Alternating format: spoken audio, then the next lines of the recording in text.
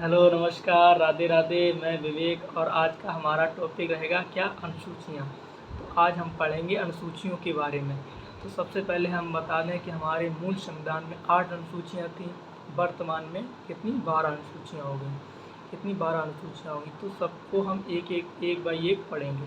तो सबसे पहले अनुसूची 1। तो हमारी अनुसूची 1 में बताया गया है कि भारतीय राज्यों एवं उसके संघ शासित प्रदेशों का क्षेत्र एवं उनका नाम, मतलब कि किस राज्य या राज्य और केंद्र शासित प्रदेश का कितना क्षेत्र है और उसका क्या नाम है, इसका वर्णन हमारे अनुसूची 1 में किया गया है। ठीक है। अब आती है अनुसूची 2। अनुसूची 2 में बताया गया है कि भारतीय राज्य व्यवस्था के पदाधिकारियों, क्या राज्य व्यवस्था के पदाधिकारियों का वेतन हमारी अनुसूची 2 में बताया गया है। वेतन मतलब जैसे कि हमारे जो पदाधिकारी हैं, जैसे राष्ट्रपति हो गए, उपराष्ट्रपति हो गए, प्रधानमंत्री, मुख्यमंत्री, राज्यपाल और अटॉर्नी जनरल, इन सभी को वेतन हमारी अनुसूची 2 के तहत दिया जाता है। और अनुसूची 3, अब आती है अनुसूची 3। तो अनुसूची 3 में पदाधिकारियों का क्या शपथ दी गई है। जितने भी पदाधिकारी हैं हमारे राज्य व्यवस्था के, उनका शपथ अनुसूची 3 में बताया गया है। और अनुसूची 4, अब आती है अनुसूची 4। तो अनुसूची 4 में बताया गया राज्यसभा में सीटों का आवंटन। क्या बताया गया? राज्यसभा में सीटों का आवंटन। तो सीटों का आवंटन किस आधार पर होता है? राज्य की जनसंख्या के आधार पर सीटों का आवंटन किया जाता है। ठीक है। अब आती है अनुसूची 5। तो अनुसूची 5 में बताया गया है कि अनुसूचित जात एवं अनुसूचित जनजाति का प्रशासन द्वारा नियंत्रण। ठीक है। अब आती है अनुसूची 6।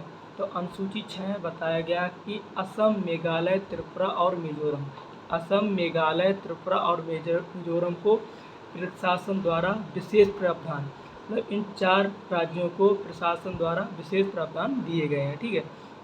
अब आती है क्या? अनुसूची 7।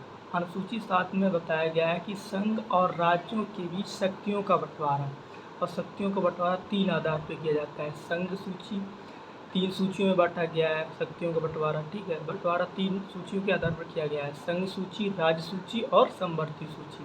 संघ सूची क्या होती है? संघ सूची वे सूचियाँ होती हैं जिन पर केंद्र सरकार, मतलब सरकार द्वारा कानून बनाए जाते हैं, केंद्र सरकार द्वारा कानून बनाए जाते हैं। ठीक है। और राज्य सूची क्या होती है? राज्य सूची वे सूचियाँ होती हैं जिन पर राज्य सरकार कानून बनाती है। समवर्ती सूची क्या होती है? समवर्ती सूची वे सूची होती हैं जिन पर संघ और राज्य दोनों की सहमति पर कानून बनाए जाते हैं। ठीक है। और अब इसमें एक प्रश्न और पूछ देता है, किस मतलब अनुसूची में कितने विषय हैं। तो सबसे पहले संघ सूची। संघ सूची में कितने विषय हैं? संघ सूची में वर्तमान में 100 विषय हैं। कितने विषय हैं? 100 विषय हैं। अब आती है राज्य सूची। राज्य सूची में कितने विषय हैं? वर्तमान में 61 हैं। बट इससे पहले कितने विषय थे? 66 विषय थे।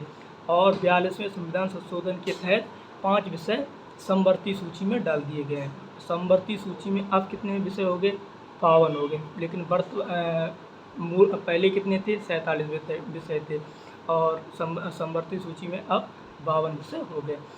अब आती है अनुसूची 8। तो अनुसूची 8 में हमारी भाषाओं के बारे में बताया गया। तो भारतीय मूल संविधान में हमारी भाषाएं 14 भाषाएं थीं। वर्तमान में 22 भाषाएं हैं। ठीक है। कितनी भाषाएं? 22। तो 22 भाषा मतलब 14 भाषाएं, तो 8 भाषाएं जोड़ी गई थी। अब सबसे पहले पूछ देता है कि कौन कौन सी भाषाएं कब कब जोड़ी गई थी। तो सबसे पहले 21वें संविधान संशोधन 1967 के तहत सिंधी को जोड़ा गया। कौन सी भाषा को जोड़ा गया? सिंधी को 21वें संविधान संशोधन के तहत 1967 में।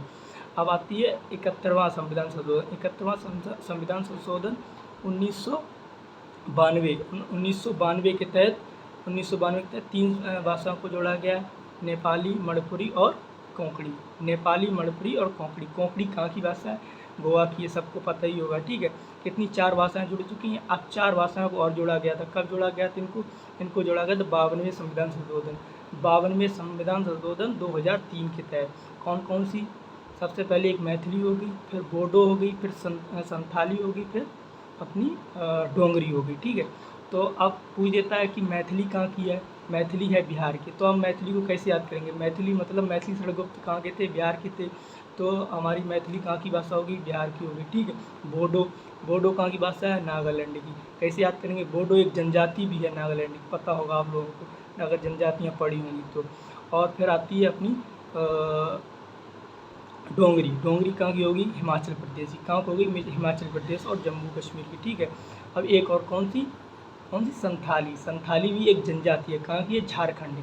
अब हमारी 8 अनुसूचियाँ कंप्लीट होंगी। अब आती है 9वीं अनुसूची। तो 9वीं अनुसूची में क्या दिया गया, 9वीं अनुसूची में दिया गया भूमि सुधार कानून। क्या, भूमि सुधार कानून।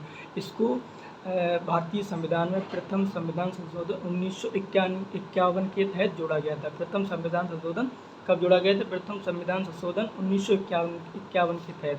उस समय हमारे भारत के प्रधानमंत्री कौन थे, ऐसे कभी कभार पूछ देगा कि प्रथम संविधान संशोधन के समय भारत के प्रधानमंत्री कौन थे, तो सबको पता होगा 1951 में कौन थे, हमारे जवाहरलाल नेहरू जी थे, ठीक है। अब आती है अनुसूची 10। अनुसूची 10 में क्या है, अनुसूची 10 में दल बदल कानून, ठीक है। इसको जोड़ा गया था 52वें संविधान संशोधन का, 52वें संविधान संशोधन 1985 को। कब जोड़ा गया था, 1985 को। और उस समय भारत के प्रधानमंत्री कौन थे, राजीव गांधी, सबको पता होगा। इंदिरा गांधी जी की निधन होने के बाद हमारे देश के प्रधानमंत्री कौन बने थे, राजीव गांधी, ठीक है। अब आती है 11वीं अनुसूची। 11वीं अनुसूची में बताया गया है कि ग्राम पंचायतों को संवैधानिक दर्जा दे दिया गया था। 11वीं अनुसूची में बताया गया कि ग्राम पंचायतों को संवैधानिक दर्जा दे दिया गया था, ठीक है। तो ये कब जोड़ी गई थी, ये जोड़ी गई थी 73वें संविधान संशोधन 1992 को। कब जोड़ी गई, 73वें संविधान संशोधन 1992 को, ठीक है। अब आती है 12वीं अनुसूची। तो 12वीं अनुसूची को क्या दिया है, 12वीं अनुसूची में है नगर पालिकाओं को भी संवैधानिक दर्जा दे दिया गया था। इसको कब जोड़ा गया था, इसको जोड़ा गया था 74वें संविधान, इसको 73, इसको 74, और दोनों को 1992 में जोड़ा गया था। और 11 और 12 के समय हमारे भारत के प्रधानमंत्री कौन थे, पीवी नरसिम्हा राव। कौन थे, पीवी नरसिम्हा राव। तो आई होप आप सभी लोगों को अनुसूचियों के बारे में बहुत अच्छे से, अगर कुछ आपको मिला है अनुसूचियों के बारे में, कुछ आपको नई जानकारी या मतलब आपको हमारा बताना कैसा लगा, या आप हमारे चैनल को सब्सक्राइब कीजिए, लाइक कीजिए। धन्यवाद, और मिलेंगे फिर कभी नई वीडियो के साथ, नए टॉपिक के साथ। धन्यवाद, राधे राधे।